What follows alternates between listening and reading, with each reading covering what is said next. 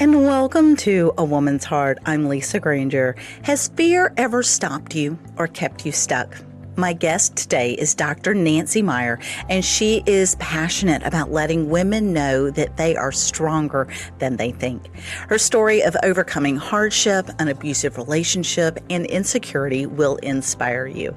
If you listen on the podcast, make sure you follow or subscribe so you don't miss an episode. And if you could leave a rating or review, it helps others find the encouragement they need.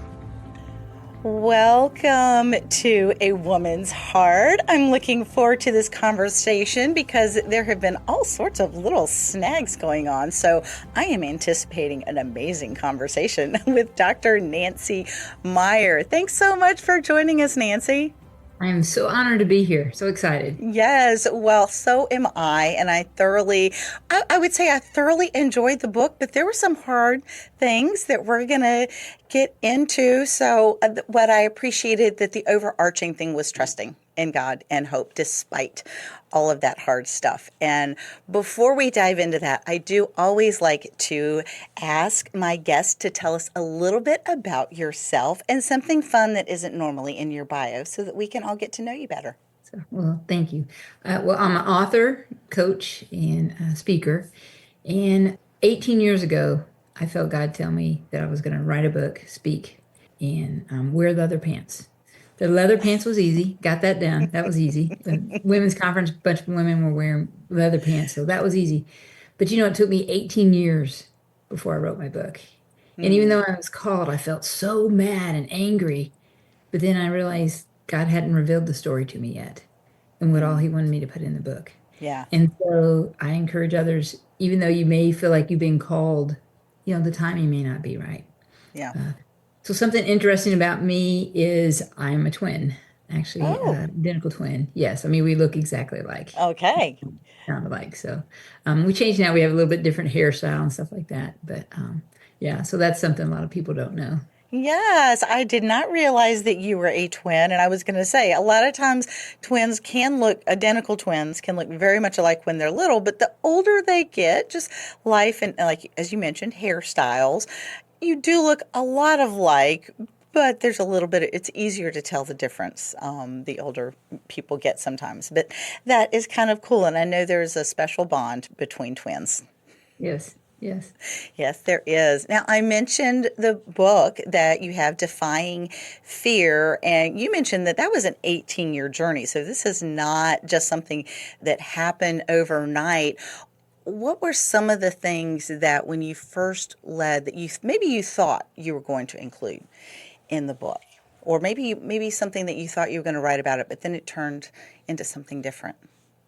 Actually, I mean, a lot of it was different. Mm. I thought I've been through, a lot growing up, a lot of abandonment issues and stuff like that. And I thought that would be it, and different stress levels. And I've had 6 ulcers at one time. So I'm quite the overachiever when it comes to worry. And I thought it was going to be stuff like that. But actually, the relationships that I went to, abusive relationships and stuff like that, hadn't even happened. And that, was a big part of the book. And even like my training, the half Ironman triathlons, that hadn't happened yet. So Yeah. there's a lot. It's funny how you're like, oh, you wanted me to include that in there. And you don't know at the time when you're doing stuff. Yeah, absolutely. Well, and you're a licensed chiropractor, so you've had a lot of other things. How do you think God has worked all of those pieces? Because as you mentioned, you maybe thought you had one thing in mind, but God had something else in mind. Not that he's not going to bring the other one about, but how do you think he worked some of those pieces together for those people that think, oh, I think I have this picture painted in my head, but it doesn't seem to be working out that way? How's he used all those pieces? Well, I think the thing is what we think, okay, this is what's happening. Mm-hmm. But really, God is molding us to make this happen. Mm. And even I was saying the other day with my chiropractic, I was like, oh, that's why you had me doing that completely different thing from Yeah. speaking and writing and, and wearing leather pants, completely different. But he's molded me to make me be what he wants me to be, right? Mm-hmm. I think everything we do, and I've even talked to people like, oh, I did this is totally not, needed now. No, everything you do, Mm-hmm. God uses and he makes that help you to reach whatever his plans are for you. You Yeah. just have to be open to it and just realize. I think most of the time we don't realize he comes full circle every time he comes full circle. We just don't realize all the stuff he's planted and used in our lives to help us where he wants us to go. And you mentioned the abusive relationships that Mhm. you had been in. There's a lot of theories about why people get into relationships like that. And some of them are there's holes inside of us that draw us to, or there's things about us that they are drawn to. What are some of the warning signs that we can either look for ourselves or look for in a loved one that may be headed in that direction that maybe we can go, oh, that's a warning sign. Maybe we should back up. Or how we could tell a loved one that we see warning signs. Well, to be honest, I think it's really hard to tell a loved one if you see a warning sign. Yeah. They have to see it for themselves. So that's really a very tricky area. Yeah. Yeah, it I is. don't know if somebody would have told me if I really would have heard it. A couple things. One is, do they bear fruit? They can say all kinds of wonderful things. For me, I'm one to see them people as good. Yes. Even now, I see good. But I have to look at it and say, wait a minute, what they're saying is great, but do their actions, when people aren't looking at them and seeing them, when they're not in the spotlight, do those match their actions, the way they behave, match the way they speak? Yeah. And that's where you can see it a lot. For me, I saw that, but I didn't understand that. Okay. I was like, oh, because when you're in an abusive relationship, they say just enough to keep you hanging on. They also keep you very busy so that you can't have time to think. Yeah. You'll allow that to happen. But they just say just enough, like, oh, your weight, you don't look good. But then you're like, oh, but hey, this looks nice or something like that. I mean, just a little bit to keep you going, to keep you thrown off. Yeah. Like, well, yeah, but they said this nice. Okay, but are they being nice? Are they nice? Are they true to what they say? Do they talk to you the same way that they do when you're out in public? And that's the other thing. I think the biggest thing for people to get out of a traumatic trauma, bad relationship, is they have to learn to value themselves. Yeah. For me, which are like people are like, oh, you're a doctor. Here I am, highly educated. I mean, I had house, career, kids, everything, right? Everything. But I did not value myself. I didn't value myself that I deserved to be happy. I was like, I'm not appreciative. I have all this stuff, but I didn't value myself or love myself enough to realize I deserve to be happy. That's okay. Because that's our right to be happy, that God wants us to be happy. And then my value comes not from myself, but from our unshakable self-worth through Christ. Yeah. Period. And once you realize your value through Christ, that you should be loved, valued, and cherished, then it changes your perspective of how you're being treated and how you should be treated. And it goes both ways. Yeah. But first, you have to love yourself. Because people that are in an abusive relationship, they're courageous, they're strong, because they're in it. They go back and face it every day. Yeah. But do they value themselves enough and think with their mind, just not with their heart? Because you love them, love them. I mean, for me, I was like, hey, all this abusive happened. And then I realized, I talk about that in my book, it was 3 months after all this, everything was taken away from me, literally everything, kids, trying, everything's taken away. And I was like, I want this person to hold me and hug me and tell me everything would be okay. And then I was like, oh my gosh, I'm one of those women, those abused women that want their abuser to love me. Yeah. Because my worth doesn't come from that, it comes from Christ. And that's what we forget. But once you realize that, then take the steps for you to be loved, to truly be loved. Yeah, you touched on the being grateful. At times, I have seen where in the church, you mentioned you're told just enough, and people can see certain things and go, "Oh, but you have the house, you have the dog." They see a persona, And then it does kind of add to that, as I was reading the book, and I was like, oh my gosh, I can see where you could be in a situation, go, wait a minute, this isn't quite right. But yet other people are saying, well, you should just be grateful for what you have and somehow settle that then it's okay to settle for something that it is making you hurt or sad. And yet there's something inside that goes, no, that's not right. And then you're being told to be grateful. How do you think that can be abused, that being grateful? I mean, because I agree that we should be grateful for what we have, and there's so much good stuff about gratitude. But at what point does it maybe cross the line and not become helpful? Well, I think the key to one of the keys to life is being, gratitude and grateful. But I think what happens is people think in a bad situation that it's always bad. That it's not.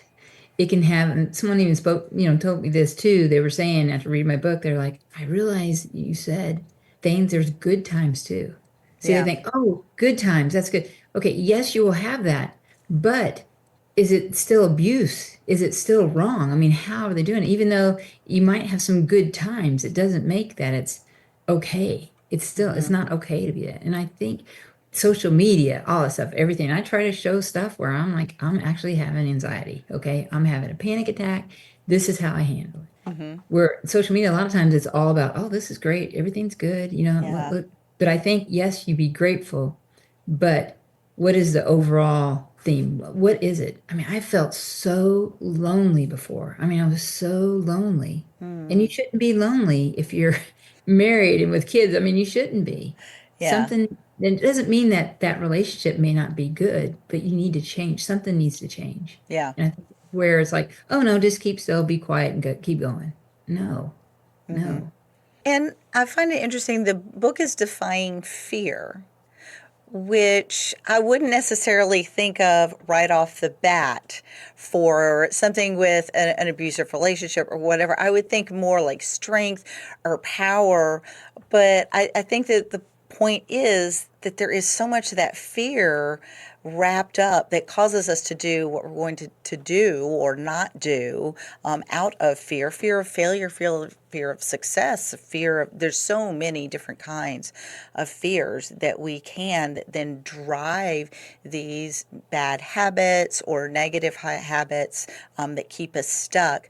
Why did you focus on the fear part of it? What was that? Why did he really want to say tackle the fear part? Well, I think that everything really underlying is a fear. So your worry, your self-doubt, insecurities, it's really fear-based. Mm-hmm. So really, my book is about going from fear to faith, Okay. in that we have to have action. So faith without works without action is like void, it's insufficient. It doesn't do anything. Mm-hmm. Truly believe, then we have to take those action steps. And I believe that the fear is what's holding us back. And the thing is it's not that it goes away, it's that you still do it despite the fear. Mm-hmm. Do it despite the fear. And so I think the book, it tries, everybody that has whatever they're going through, what they went through, when they read the book, they find themselves in it from whatever they've been through. Yeah. So even if it's where a parent that's been, really restrictive on them, or, persecuting that way, or Mm-hmm. a spouse or a boss or themselves.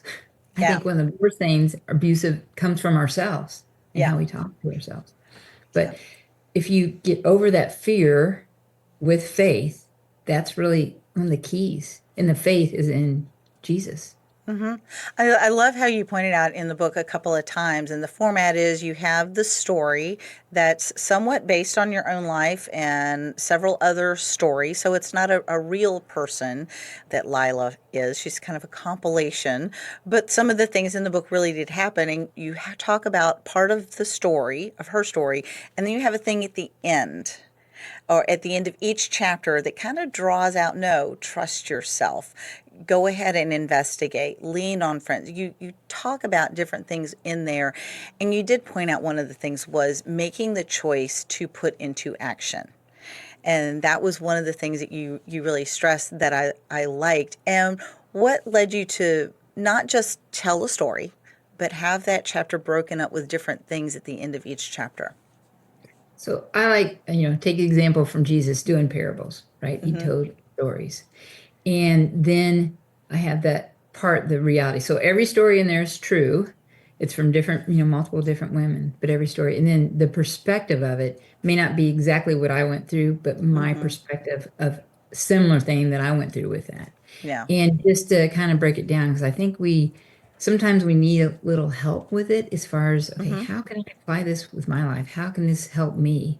And that's what I try to do, but not in a preachy way, like, Yeah. hey, because I knew for me at my time, if I didn't think I was good enough to even, to be loved. And so if I approach it as a way of like, look, here's some examples, here's how I did it, and then here's some steps you can take, kind of like that. So that it was like, okay, I can do this, even though I'm not perfect. None of us are, but it was from a perspective of like, come on, join me, join Lila in this journey and how she triumphs and gets over this different things.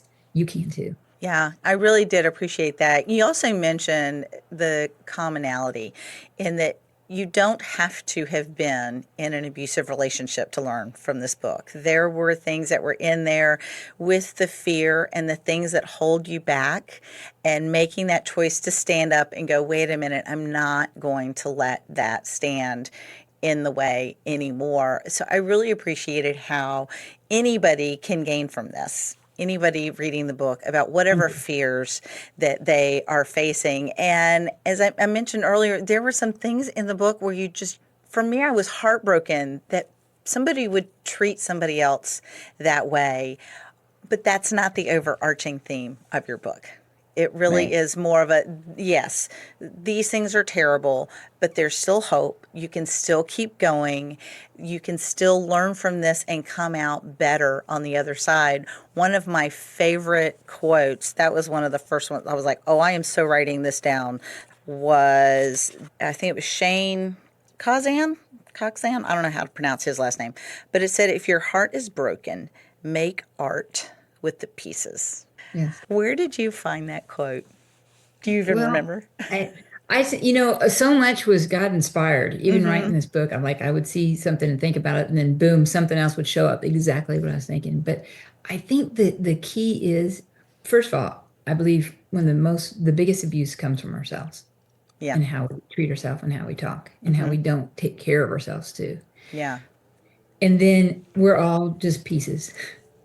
And it's taking those broken pieces and making something out of it. And Mm-hmm. that's what God does. He uses the imperfect. He doesn't do the perfect because then it's not him, it would be us. And so because I am imperfect, God uses me. I'm like, wow, that's just so hopeful. That's just so wonderful that I have something to offer because of what and who he is. And yeah, just taking those pieces and making something out of it. That's what he does. And that's if we allow him to. That's Yeah. the key. Yeah. And take those steps of faith. Yeah, I think so. You deal with probably a lot of women that are facing their fears. What are some of those common, there's a lot, there's a lot of different kinds of fears. But what would you typically say to someone who is struggling with fear? What is one of the better pieces of advice that you have for them? That you're not alone. Mm, And I think the biggest thing is people think that they're alone with it. And that's why, the truth will set you free. Literally, yeah. whatever stuff that's holding you back, where you're self abusive because of whatever happened, trauma, stuff like that, we end up internalizing it because we think we're the only ones. But if you share it, it's a releasing. And it's like acknowledging it to yourself. It's giving yourself permission. And it's funny because you hold on to it. We just hold on to it. But Mm, if we admit it out loud and then say it to somebody, and you can say it to someone you trust, okay, yeah. that you feel this way, or I've been neglected as, whatever, if you were neglected as a child or whatever, different, whatever it could be, or I'm in a situation abusive, or, I fear success, or I fear of not being perfect. If you share that, you're just like releasing that. And it's a freedom, which is funny because it's completely opposite of what you think it would be. Yeah. But it's actually a freedom of sharing that and acknowledging that. But then what Satan does is he holds that on you. He holds that over you so that you don't do what God has plans for you to do. He does. I mean, there's no way. And if anybody ever told me that I would do a half Ironman where I'm swimming, I never swam. Had to learn to swim before doing the triathlon in my 50s at 53. And I Wow. never ran more than 3 miles. So I ran a marathon at the end of doing all that other stuff. There's no way. I was like, no way, I can do that. But if we allow God to work in us and take what we think we can't do and change that fear, despite me being afraid, I'm still going to be open. I'm still going to pursue. I'm still going to do. And just let the honesty come out. I think it's just freeing. And it allows us to like put that aside and then be able to pursue our dreams and more importantly, God's dreams for us. Yeah. Why do you think he placed the dream of a triathlon since you didn't swim? Well, okay, so it would be honest. So there's a fear, I think FOMO, fear of missing out. Yeah. That was me. And so my friends were doing it, they're biking. I biked a lot. So I biked with friends and stuff. And it was coming to my hometown, the Virginia Blue Ridge Triathlon, the half Ironman. And I'm like, well, I don't want to be left out. And so 53, I'm like, So okay, peer but you don't pressure know is how to alive swim. and well.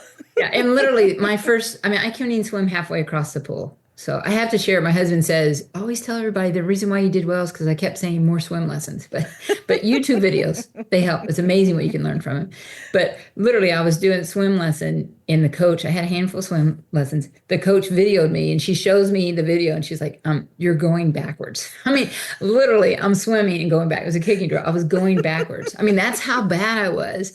But it just shows what God can do. I mean, at 53, I had people saying, you don't learn how to swim in your 50s. But you know what? They don't know my God. They don't know your Yeah. God. They don't know our Hmm. God and what He is capable of doing. Yeah. I mentioned one of the other things that came to mind as we were talking in the book was it's kind of a constant balancing between pushing yourself and giving yourself some grace.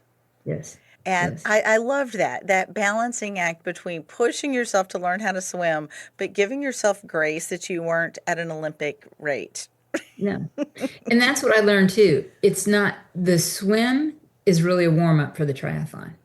And I can tell you the first triathlon I did, I had major panic attack. I mean, like I couldn't do more than 10 strokes the whole time. It was bad. I was like throwing up. I mean, I was nauseous. I usually, I'm like, whoa, coming out. My family saw me. I was like, dear Lord, don't let me puke coming out of this water. Don't let me. I mean, Oh it no. felt like eternity. I decided hell is going to be treading water and never be able to get out. But it was so hard. I mean, that short sprint race, which was like 20 miles versus 70 some miles, Mm, harder than the big one because of mentally what it did to me with that swim. mm, But it taught me perseverance. It taught me just to hang on. It taught me to swim buoy to buoy, not the whole race. yeah. And that's what we have to do with life is Hmm. that even though it's very hard, very, very hard at times, but keep hanging on because eventually we'll get to the end, to the next buoy, then the next buoy, the next one, and we'll get to the finish line. And then you know what? It'll start all over again. But Yep. that's okay. It makes us better, makes us stronger. Yeah, I remember taking the timing chips. There was some like half small triathlon kind of thing here in town, and I volunteered to help out. And I took the timing chips off of people's ankles, Yeah. and there were some that just kind of came across the line, and they bent down, took it off, and handed it to me. And then there were the ones that had this look of panic and terror when I said, I'm here to take your timing chip. And I was like, don't worry, I'll bend down and get it. And they were like, oh, thank you. Thank you so much. The idea of bending over and taking that timing chip off themselves was just more than they could handle. Yeah. But this is the thing.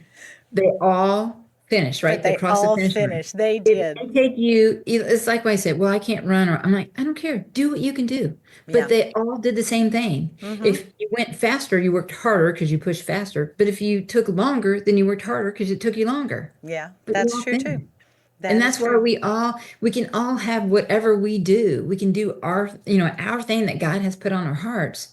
And it's at whatever level that we're at. We're still, that's Hmm. good. That's okay. Yeah. Yeah, I love that. Well, I greatly encourage. There's several people that I've already thought, oh, you should read this book, and not because they're in a relationship or anything like that, but just because it's good. And I know people in counseling, and there's just so much good stuff in there. So I really encourage people to do that. And as we're kind of starting to wrap up, one of the questions that I always like to ask, and I loved your answer, is you are pursuing those things that God has placed a passion in you to do. You're the triathlon, pushing through and writing your book, and coaching other women, and that, what would you say to encourage someone else to pursue the passion that God has placed in their heart? So God places a passion on your heart. He doesn't do it for no reason at all. It's there, and He will give you what it takes to get through to accomplish that. You just have to trust Him and take whatever steps. The hardest thing for me, I think, with being in the ministry was, what am I supposed to do? Like, I knew He's had me called to do this, but what was my next step? Yeah, You know what I heard Him say was, yeah, wait. Oh, I hate that. Wait. But do what you know right now that you can do, which is an act of faith, and then God will show you. He will direct you. But just take that first step. Even though you don't know exactly where it's going to lead, take that first step, and then God will direct you to where that's going to go. yeah, yeah. I agree. I think that is very wise advice, because sometimes we see this goal that we want to be there, way off at the very end of the race, and yet we can't see it. We don't know exactly how we're going to get there, and so we get frozen.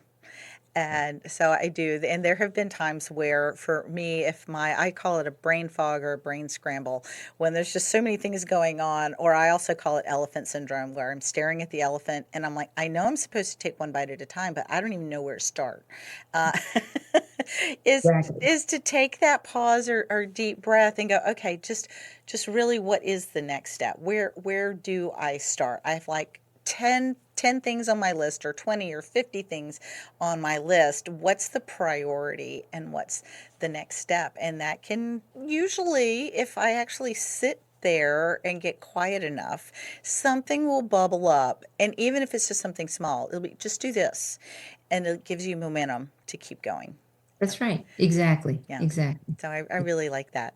Well, Thank you. Dr. Nancy, if someone is interested in getting your book, or connecting with you, or having you to speak or coach, what is the best way for them to connect with you?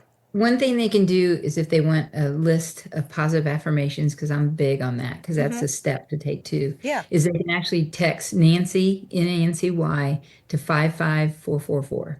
So Okay. that's a real good way to connect and get a free gift. So you can use this Yes. screensaver or whatever. But they can go to my website, Dr. Nancy Meyer, DrNancyMeyer.com, and they can find me as far as social media stuff. And I'd love for them to join me on my journey and see exactly where God takes me, and bring them along, and see that you don't have to have all the answers.